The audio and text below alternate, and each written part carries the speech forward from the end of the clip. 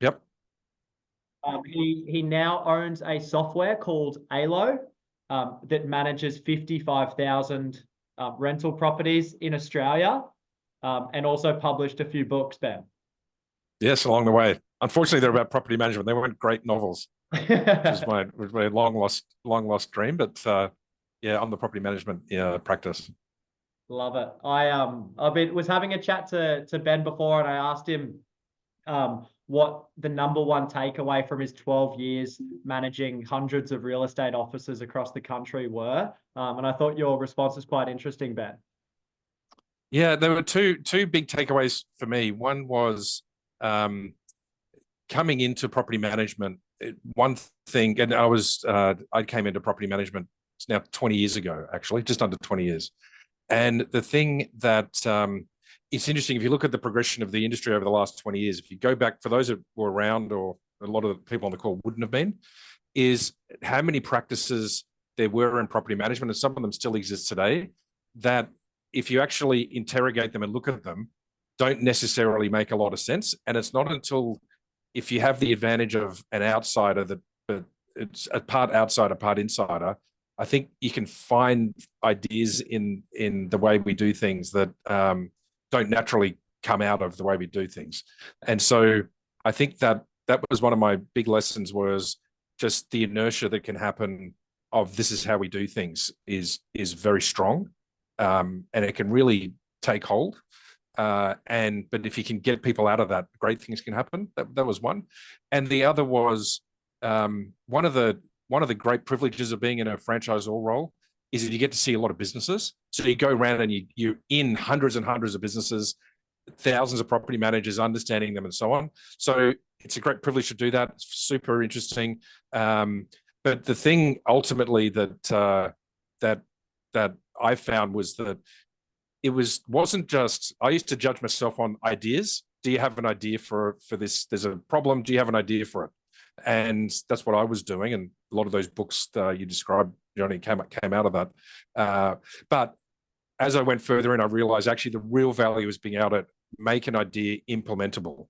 And if you can't take an idea and put it into your business easily, then the idea is not valuable, really, fundamentally. And so the thing that really took me away from the franchise role to what is now ALO's role was a real desire to go away from an idea into something you can take and put in and get the benefit, whether it's growth or culture or team or revenue or profitability or whatever it is that you want.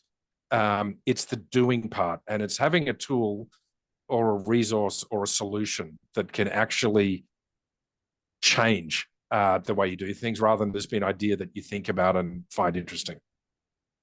Yeah, that was my biggest takeaways. Yeah, I totally agree. And we spoke a little bit about implementation, and in property management, it's so easy to get busy being busy, and you've got so much going on. How do you think that the high performing offices or the businesses that actually grow their rent rolls substantially, how do they remove themselves from that noise so they can focus on growth? And what are the things that they're focusing on a daily basis? So the thing that I've come to believe is that I used to think there were three different problems in a business. There was issues around the team, and how do you structure a team and getting the right culture and career paths and so on. That was one idea. There was another idea around service levels with your clients, particularly landlords. How do you give them a service they want? How do you understand what they want? How do you deliver what they want, and so on? And lastly, there was how do you make money? How do you grow a rent roll? And I used to think of those as three different things. And I often thought you had to kind of choose one, and there were trade-offs involved. Like, how can you have a good team culture where you're driving people want to work there and are being fulfilled? How do you create that culture? And I thought a trade-off against that was how do you give more services to your clients? The kind of classic thing is the way you get your landlords happy, just work harder. Very simplistically, work harder, your landlords will be happier. And that's a trade. And one thing I realized, actually, this is what started ALO, this kind of core idea, was those three questions, team, clients, and the economics of a business and growth, is actually the same problem. And I think the best businesses understand that. They understand there's no separation fundamentally between the culture of your business and the service you deliver. and the service you deliver and the profitability and growth comes in a business. They actually are the same formula. And it turns out someone actually wrote a whole book on this, which I found afterwards. That is the same thing. And I think businesses, when they come and say, I just want to grow, full stop, and they're not prepared to understand or think through the implications for what that means for the team and what that means for the service you deliver. If you treat those as separate things, there actually isn't a solution. You can't grow a business absent and agnostic of the dynamics in the team. You can't, I don't think it can be done. You might get that growth. And the end result of a business that's not seeing that is businesses settle at certain numbers, and they cluster at around 140 properties, about 260 properties, about 400 properties, 600 and kind of 850. And then they sit around those ones. If you did a graph of it, they all cluster. And that's when these dynamics have to be understood to get out of it. They get stuck they're very good at running a 3-person team, but they haven't worked out the structure and how that works and how to get productivity and career growth and management and leadership and all that stuff. So they stop. It's like binding your feet, and your feet stop growing because they're bound. And I absolutely believe the single biggest thing preventing growth is the decisions made inside the 4 walls of an agency, much more than competition, and certainly much more than my landlords are different. My landlords don't want that. I think they're second and third order effects way down the line. It's the decisions you make internally around your culture, how you recruit, how you promote. Do you believe the services? Do you understand what services you deliver? That's the bit that ultimately drives growth as much as anything. Yeah, I through Wingman Group, I get to spend a lot of time in businesses. I find it so interesting that it's 99% of the time, it's the limiting beliefs of the principal that affects the whole growth of the business. And there's always a but afterwards. Oh, we're not growing, but this, our landlord, there's not many landlords buying in our area at the moment. Yep. Oh, but there's a huge attrition rate. And I think that looking at it, what you do a lot, Ben, is you look at it quite holistically, and it's like, you can't grow without good service. You can't provide good service without good culture.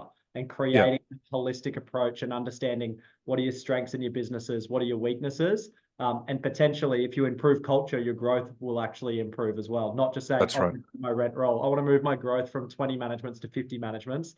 How are you actually going to do that? That doesn't just mean employing 3 more BDMs. Absolutely. And it's if you reduce it down to culture ultimately, which I think is the kind of underlying, if you drill down to the bottom of bedrock, it's culture.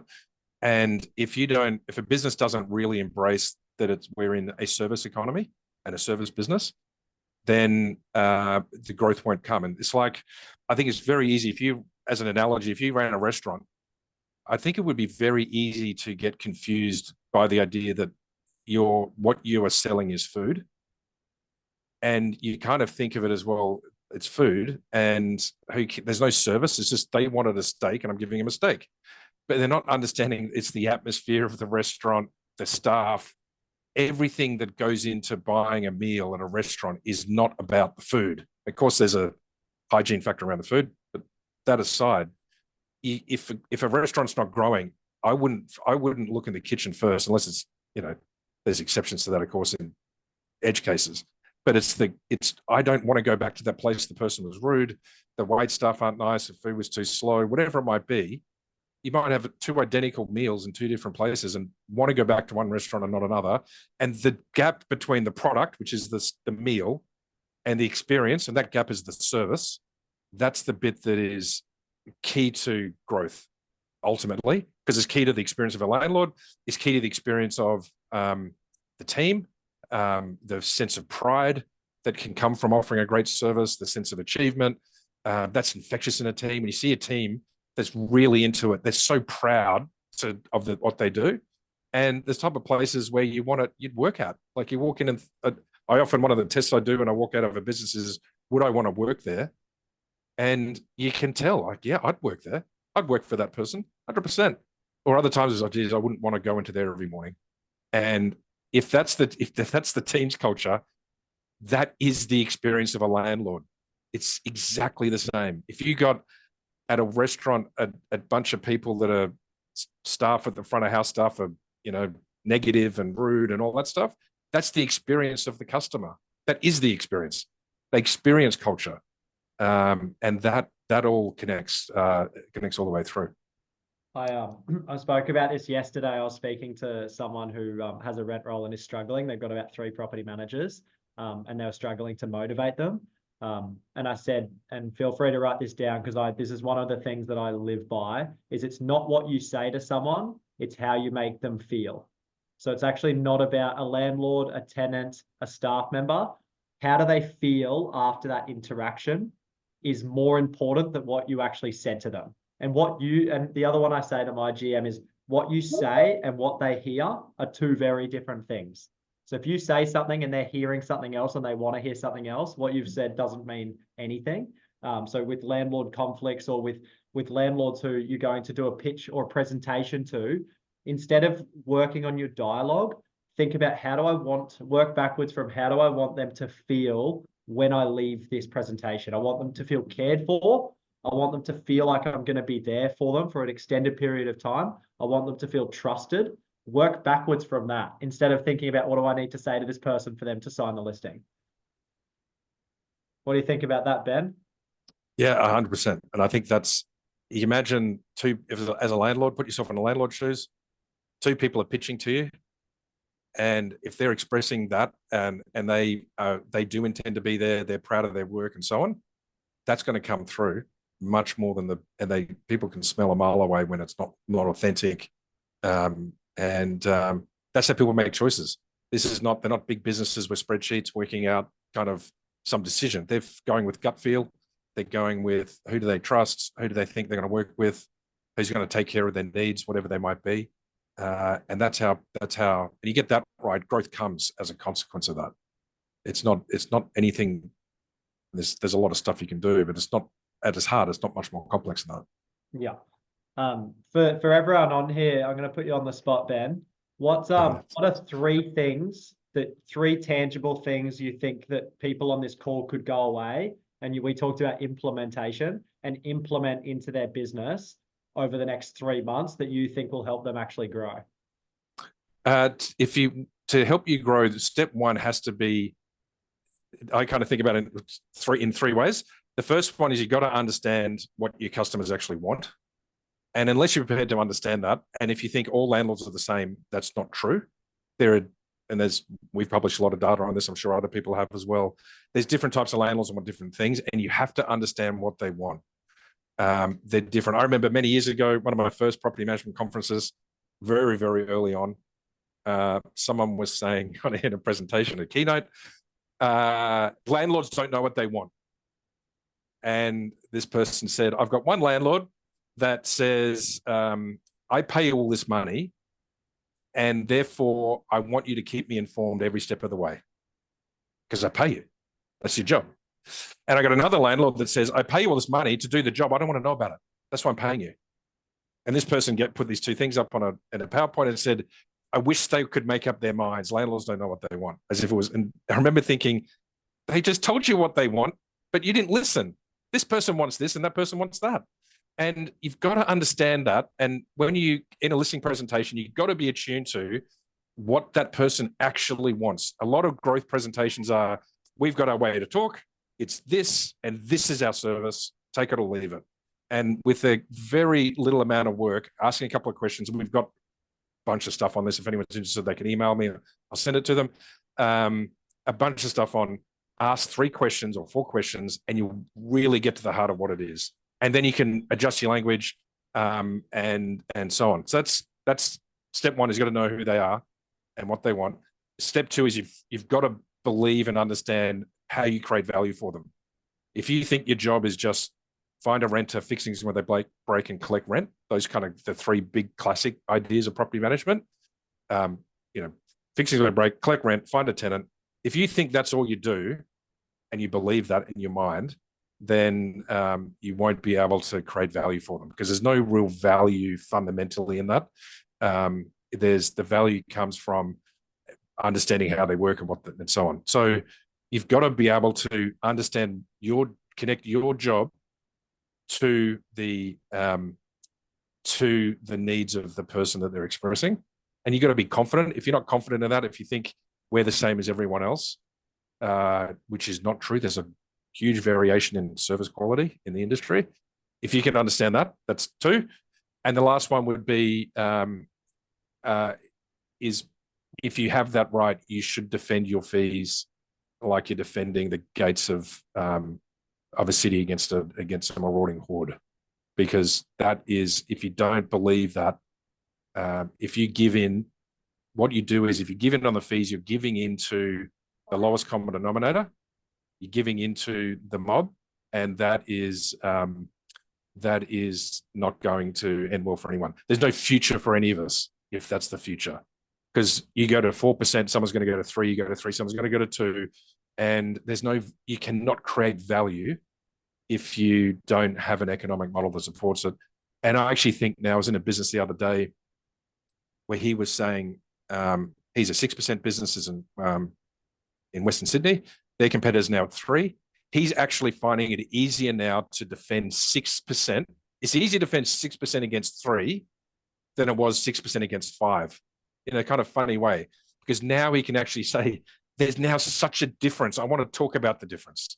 6 versus 5 looks like you're just on the edges, but when it's so fundamentally different, he says, well, let me tell you, we are completely different, and our fees are completely different, and they argue it and they win. This guy's done 150 organic management systems himself in the last 6 months. There's a, he's got a point of difference. It's clear, and all sorts of things which outside the scope of this, but he's an ALO customer and uses all that as part of that process. But it is possible. And if you don't believe that's possible, then I don't think there's a solution.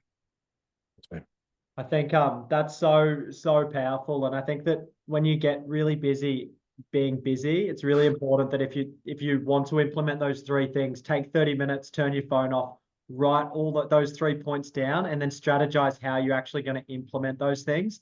It's really easy after something like this, 12:30 hits, you've got a 12:45 meeting, or you've got a meeting with one of your staff members or a current client, and then it just all goes out the window. So writing it out and actually strategizing it and putting it in a 90-day plan, I've found has worked really well in my business. Sorry.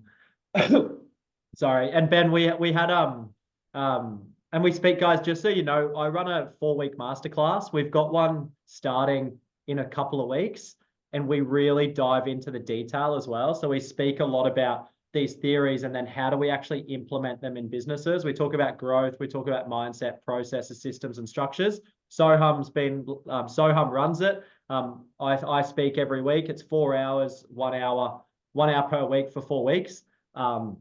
We have a different topic, so please feel free to join that. We've got a few seats left. If you've got any questions about that, please reach out to Soham. Ben, the future of property management. Where's property management in 10 years, do you think? Are the fees more? Are they less? What softwares are they using? Tell me where you see it all going.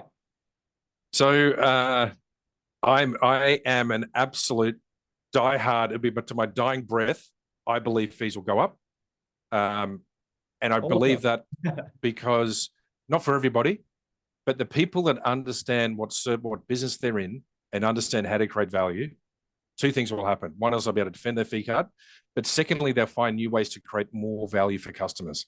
And if you look at the thing that I've always been, the reason I fell in love with this industry on the first day I kind of got into it, was it's the only place in real estate that has a continuing, ongoing customer relationship with somebody. And that's what property management is. And the ability to create more value for clients, if you look at, the biggest investment people have outside their own home. If you look at landlords, for renters, it's where they live. And it's 2 of the most important things in those 2 people's lives. And we're right in the middle of it. And the ability to create more value for each of those sides, if you're prepared to get away from the idea of we just collect rent, fix things when they break, and find a tenant. If you think that's the service we're in, then fees will go down. If you believe we're in the service business, servicing people who own properties and live in rented properties, then I think the expansion is untapped. Just for example, one of the things we're working on at the moment, which is coming out shortly, is a model for a real estate agency to offer property management services to owner-occupiers. That's a massive market. It's 3 times bigger than the rental market. It's untapped. There's lots of lots of homeowners that would dive for a service where they could leave the keys with your agency. They've got the app. Things break in the house. They don't want to find their own plumber. They don't want to sit around for half a day waiting for them to turn up. You got the expertise and so on. Now, that's the creation of value for a new customer segment that has enormous implications for lots of things, particularly sales leads into the business. Yet it's untapped. It's Wild West stuff. You can go and claim a whole market.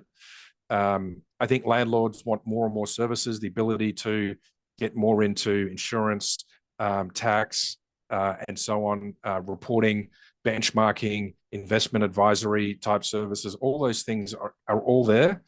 And that's always been true. Go back to the start on their ideas that have been around since the flood. What's different now is technology now lets you offer those services to customers, and that's the difference now.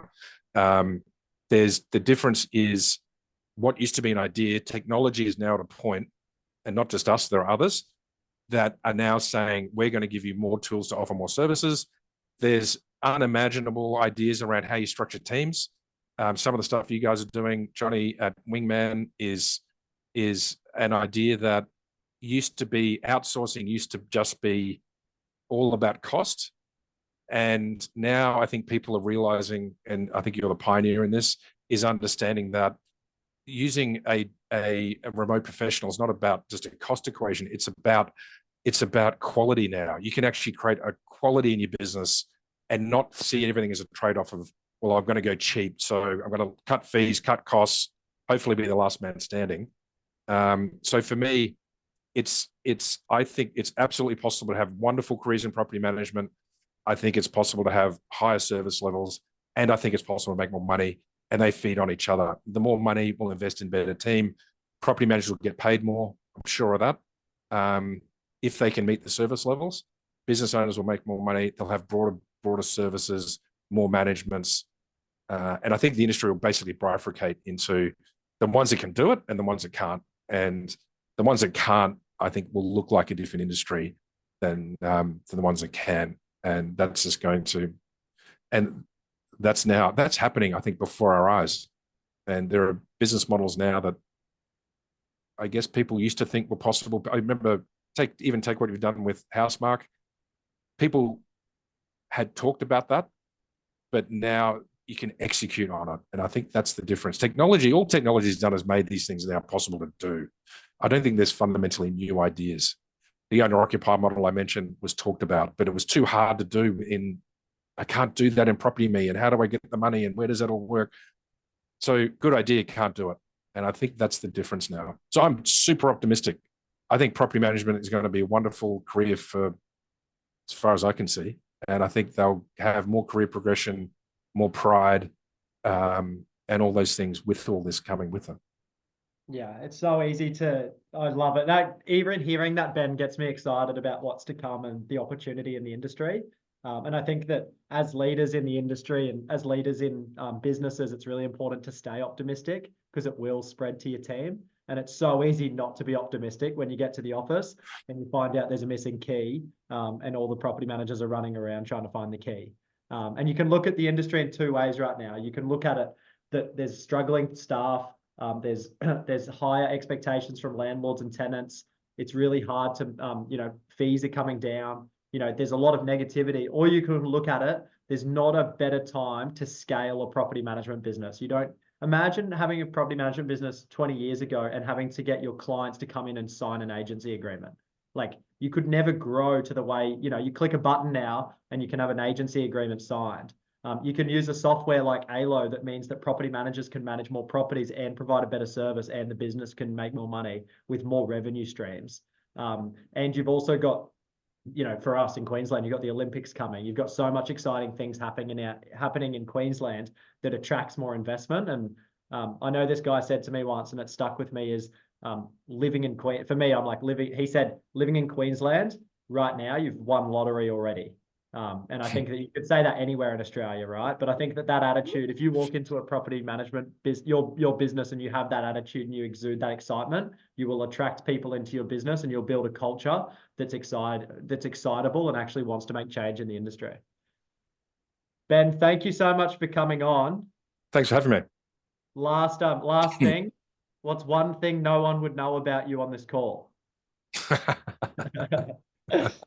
Well, you were going to out me earlier on something, but I started my career as a lawyer, actually. Probably no one knows that. And that's not something I often tell people, but you were going to do that anyway. So I'm going to get ahead of that one.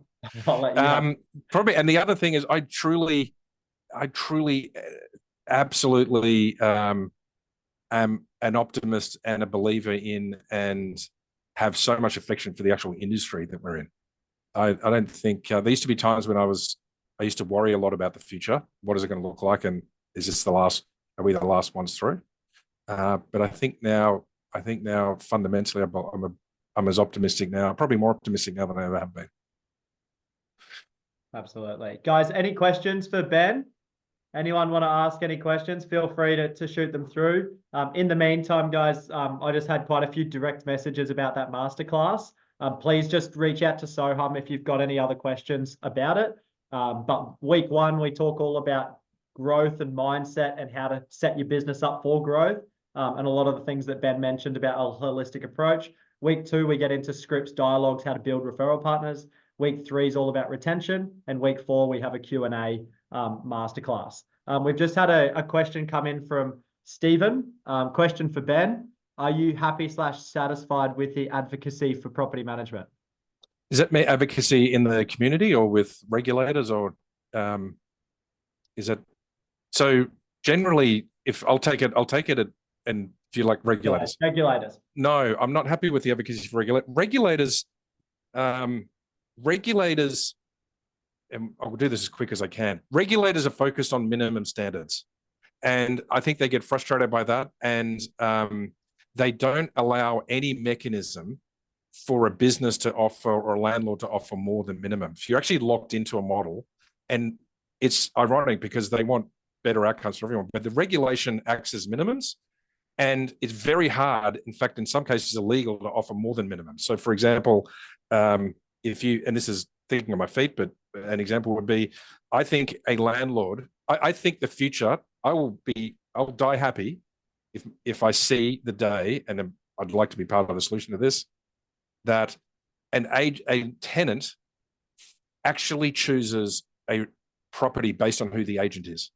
And if you think about today, a tenant chooses a property based on the property or the perception of the property, but it's much more important to their quality of life who their property manager is. I think it's much more important than the property itself. Two identical properties, it should be that they say, because Housemarque is managing this property, I'll pay $20 more a week because they're managing it, versus identical property managed by Acme. And it's very hard to get that through. It's something I think about a lot. And the benefit of that is you would then reward the best agencies to be able to attract the premiums, which would be great for the landlord and great for the agency because you charge high management fees and so on and so forth. That to me is a litmus test for where this needs to go to. The regulators, though, don't really facilitate that. I think they're very narrow-minded on that particular topic, unfortunately. That said, it's such a political topic that they are dragged everywhere around by the political framework, which is beyond my pay grade on how to solve that. Which I think that if there's one thing I wish regulators would do, is set up a framework to be able to for a business to go beyond minimums and earn more money as a consequence of it. That would be my main one. Perfect. I might have a crack at this one around what property managers forget, which is important, and then I'll let Ben answer as well, and then we'll finish it up there, guys.